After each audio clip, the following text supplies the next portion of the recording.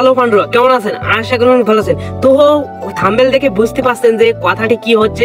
তো এই যে মিরপুর স্টেডিয়ামে যে খেলা হচ্ছে, তো আমরা কিন্তু মিরপুর স্টেডিয়ামকে সবাই কিন্তু ধান খেত বলে চিনি। তো এইখানে কিন্তু বর্তমানে ওয়ানডে খেলা হচ্ছে ওয়েস্ট ইন্ডিজের সাথে বাংলাদেশ কিন্তু বর্তমানে যে ওয়ানডে ম্যাচগুলো খেলছে সবগুলো কিন্তু হারছে। তো এই 10-11 ম্যাচে কিন্তু 2টি তো উইন হয়েছে। কালকে যে ওয়েস্ট ইন্ডিজের সাথে জিতছে 74 রানে, এইখানে কিন্তু হয়ে, আর আগে কিন্তু 9-10 ম্যাচে কিন্তু একটিতে উইন ছিল আর সবগুলো কিন্তু লস ছিল। তো এই যে খেলাগুলো হচ্ছে ওয়ানডেতে, তো মিরপুর স্টেডিয়ামে যে ধান খেতে খেলা হচ্ছে, অবশ্যই আপনারা জানেন যে মিরপুর স্টেডিয়াম মানে কি। তো এই ধান খেতে তো প্রথম ম্যাচ কিন্তু খেলছে, সেখানে কিন্তু ওয়েস্ট ইন্ডিজকে 74 রানে হারিয়েছে।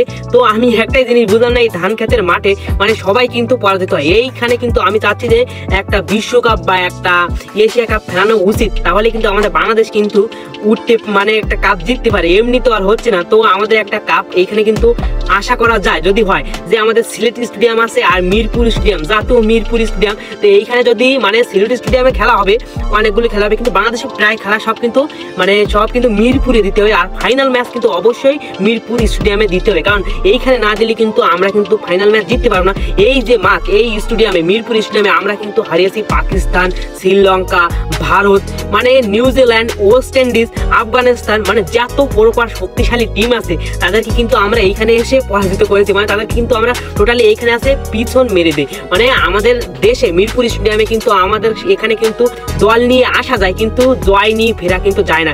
এই সেই মিরপুর স্টেডিয়াম ধানক্ষেত। তো এইখানে কিন্তু খেলার থেকে কিন্তু মানে সমস্যা বেশি। বাইরে যে আমরা খেলতে যাই সেখানে কিন্তু ব্যাটিং স্টেডিয়াম, আর এই মিরপুর ধানক্ষেতে যে দেখলেই কিন্তু বলা যায় বোলিং স্টেডিয়াম। মানে কালকে যে ওয়েস্ট ইন্ডিজ খেলছে, বাংলাদেশ কিন্তু প্রথমে কিন্তু ব্যাটে গিয়ে 207 রান করে 49 ওভার 3 বলে।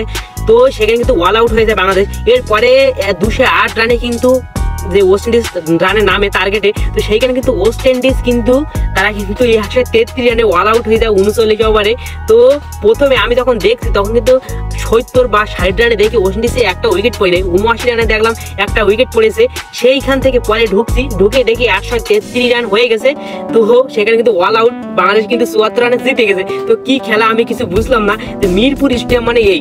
তো সব কিন্তু আমাদের মিরপুর এসে জোর দেখায় আমরা বোলিংরা, এমনি আমাদের বোলিংটা ভালো, কিন্তু ব্যাটিংটা যে কি পরিমাণ পাড়া আমরা কিন্তু সবাই জানি।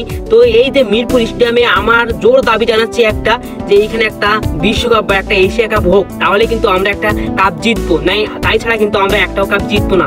তো আপনাদের মতামত কি? এখানে কিন্তু একটা এশিয়া কাপ হওয়া উচিত নাকি, বা একটা বিশ্বকাপ হওয়া উচিত নাকি, অবশ্যই কমেন্টে বলে যাবেন।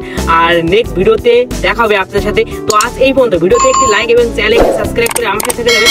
নেক্সট ভিডিওতে আবার দেখা হবে আপনাদের সাথে। তো আজ এই পর্যন্ত, টাটা, বাই, ভালো থাকেন।